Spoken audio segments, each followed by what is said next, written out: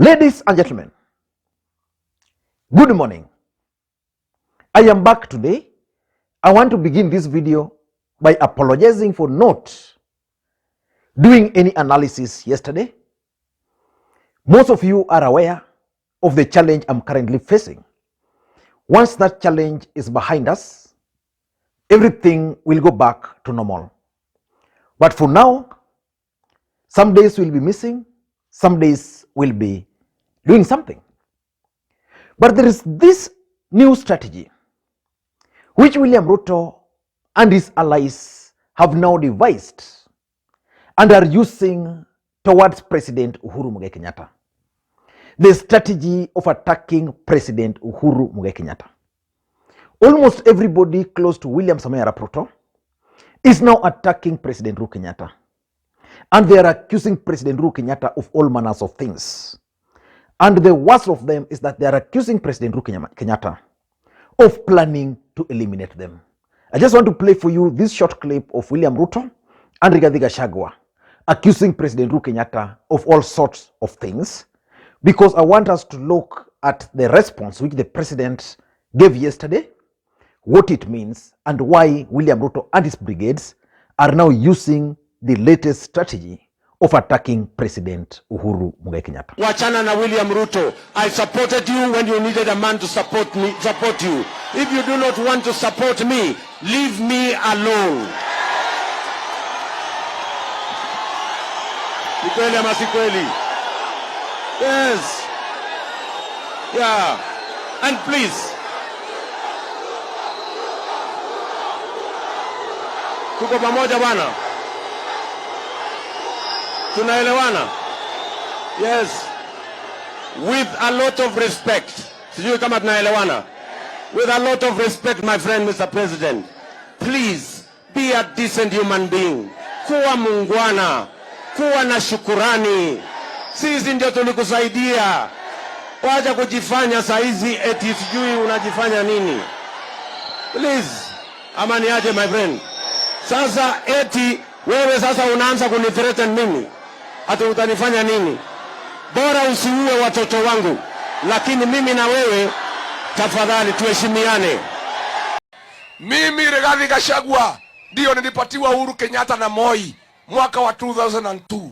Hakuna kitu alijua. Nilimtoa kwa baa, alikuwa mlevi. Nikamuuta, nikamsaidia, nikamfanya akakuwa rais wa Jamhuri ya Kenya. Amerogwa na Raila, amenigeuka.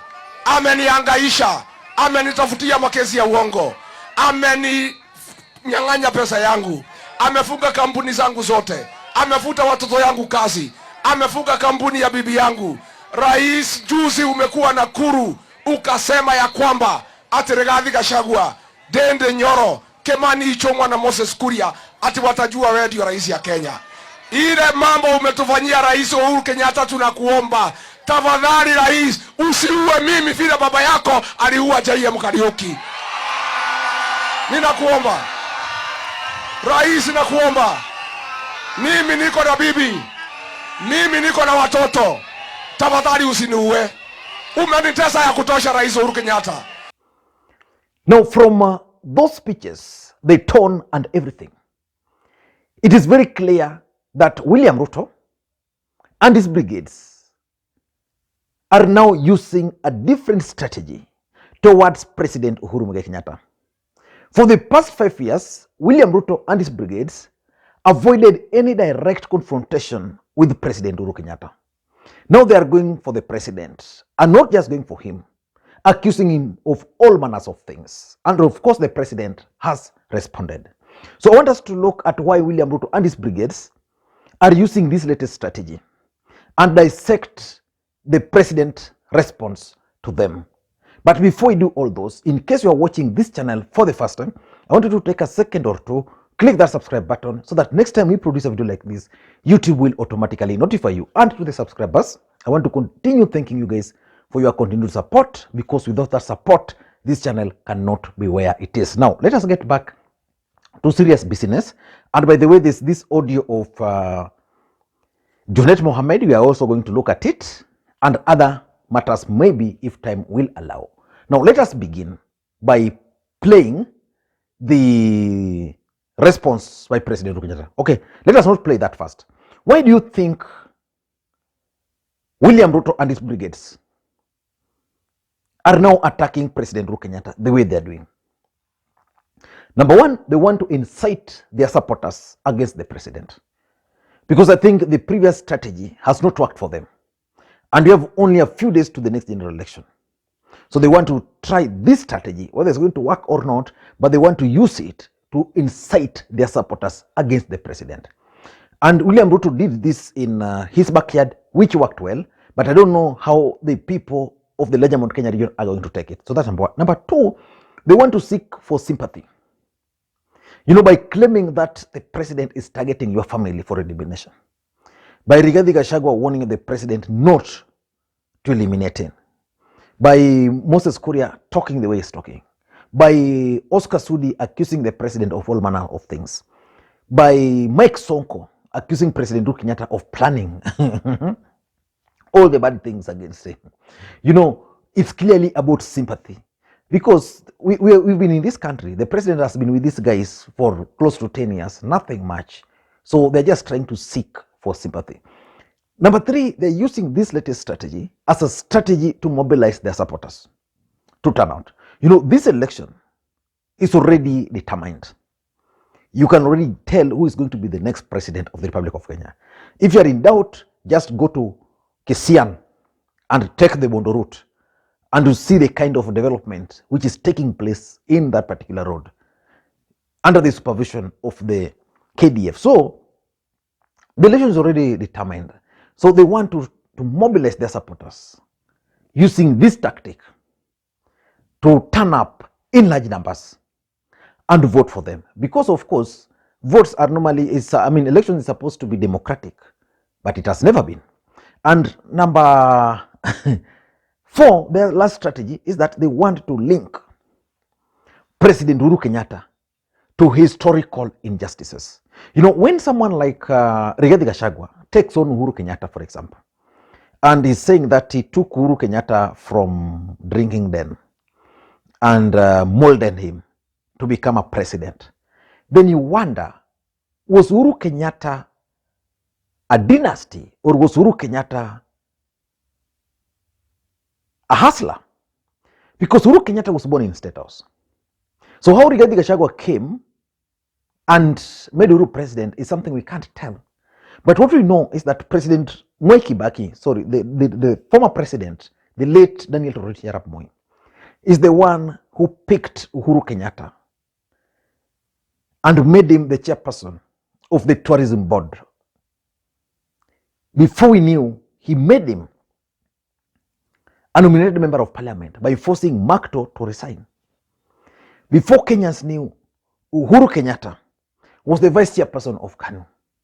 Before everybody opened their eyes, Uhuru Kenyatta was actually the running mate. Was actually a presidential candidate on KANU ticket. That's how Uhuru Kenyatta became the president of the Republic of Kenya. And I've always opined on this platform that as much as William Ruto supported Uhuru Kenyatta, he never made Uhuru Kenyatta the president. Uhuru Kenyatta was made the president by the deep state. And the fact that he failed in his first attempt was also designed to happen the way it did.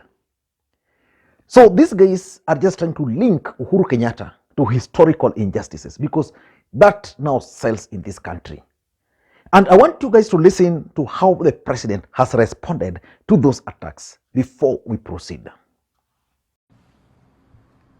As you all know, in a week's time, we will be exercising our constitutional right to choose a new administration.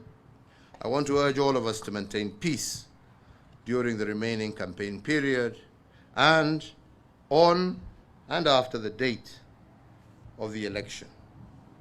Kuna haja ya matusi jameni.